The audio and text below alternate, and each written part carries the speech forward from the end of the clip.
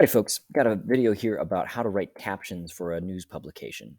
And so the first thing that I want to stress is that these are important. People actually do read captions because think about yourself when you pick up a magazine or a book um, or a newspaper, right? The first thing you're going to look at is what are the headlines and then what are the pictures. And as you're looking at those pictures, you're going to want to know what's, the who, the what, the when, the where, the why, what's going on in this picture. We need to tell people that. And so, having a picture without a caption is like a movie without sound. You can get some ideas of what's going on, but you're going to miss a lot of key details, right? So we've got to write these and we've got to write these carefully. So we're going to follow a basic structure, kind of the ABCs of captioning. And here's what they are in brief. So we're going to always provide things in action. We're going to give our basic info, try to cover as many of the 5 W's as we can. Then we're going to give complementary information about this. And so we want to be as specific as we can because people are going to read these in 10, 15, 20 years as they look back through their yearbooks or as people as people look through our newspaper archives. So this takes up a little bit of work. Usually we're going to end up with a 2-sentence caption for every photo that we use. So let's dig into these. First one is action.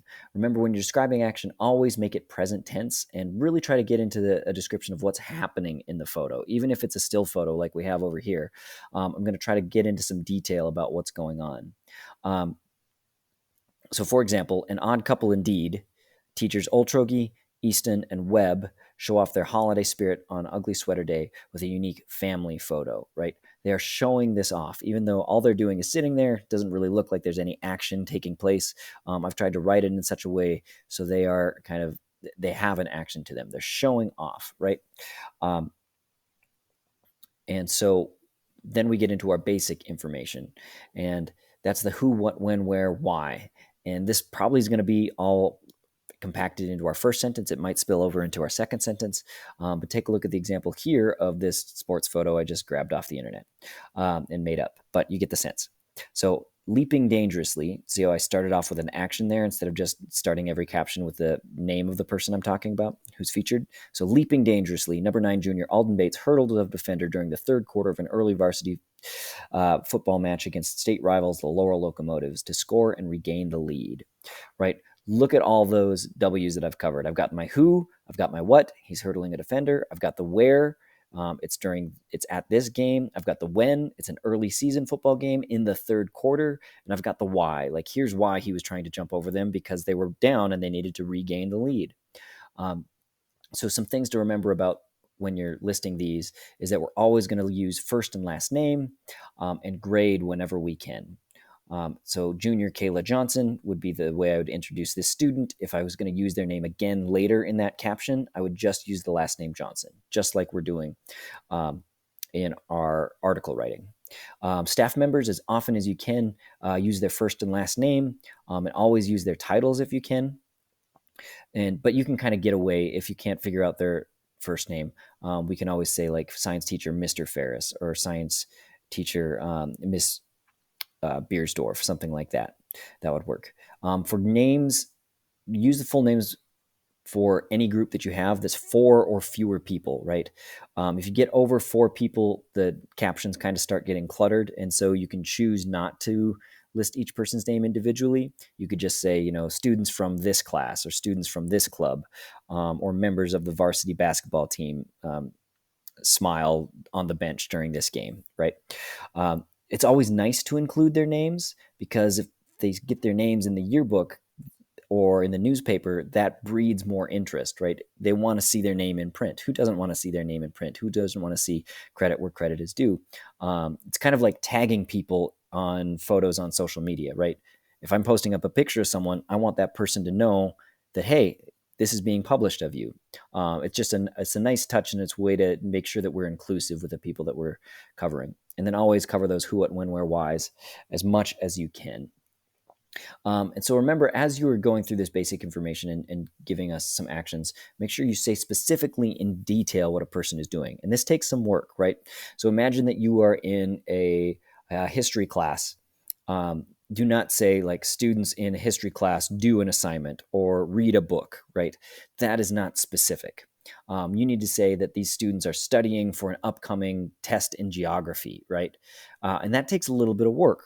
after you take those pictures, you might have to stick around after class a little bit or come back later and talk to the teachers and say, hey, what were you working on?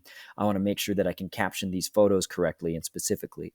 So your job isn't just done to go in and take a picture and then walk out. Like, we've got to be paying attention. I'll give you another example here as we get into complimentary information. So this is where we're going to give a little bit of extra. This is going to be kind of our second sentence in most of our captions, where we're going to share something about the photo that the reader wouldn't otherwise know just from the picture alone. So, for example, attentively listening, again, I've given some action here to start this off. AP Sociology teacher Singer, and I would say, Mr. Singer or Pete Singer, instructs his class on social action theory to prepare them for an upcoming exam, right?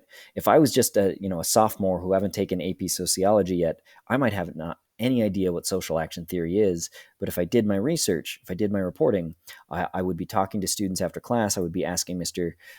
Singer, like, hey, what were you working on in class today? And he would tell me, and I would write that down to make sure I'm reporting it correctly. And then to add information to this caption, second sentence, I can say students earn a college credit by scoring well enough on the test, referring to the AP exam. So I've given my readers just a little bit of extra information on, like, here's what an AP exam is and here's why it's important. There's some other ideas that we could do. Quotes are great. So take a look at the one down below. After talking about the AP exam, I could interview someone just really, really briefly, 1 or 2 sentences to get a statement. The class is really tough, said senior Michaela Smith, but we get to learn about why people act the way they do, which is cool, right? Something like that gives me a little bit of background on, like, what are students feeling about this class? Why are they sticking with a difficult AP class? Well, because it's kind of interesting, the stuff that they're learning. Could be as simple as the outcome of a sporting event. What was the final score? Or it could be some background on the person pictured in the photo. So, for example, I could talk about Pete Singer's background as a sociology teacher. If he had done any other work, or if he, how did he get to teach AP sociology? Right? Does that what he has a degree in? Again, it might be a short little interview to get some information that I can add to this photo. So keep that in mind as you're taking pictures. It never hurts to, and in fact, I'd strongly encourage you to have a notepad with you as you're taking pictures, so you can collect some of this information as we're going through it. This one takes work, right? This isn't going to fall into your lap as you take a picture. You actually have to talk to people to do this. You have to do some research and really think about, okay, I took this photo. What's going to be interesting for people to know 20 years later? All right.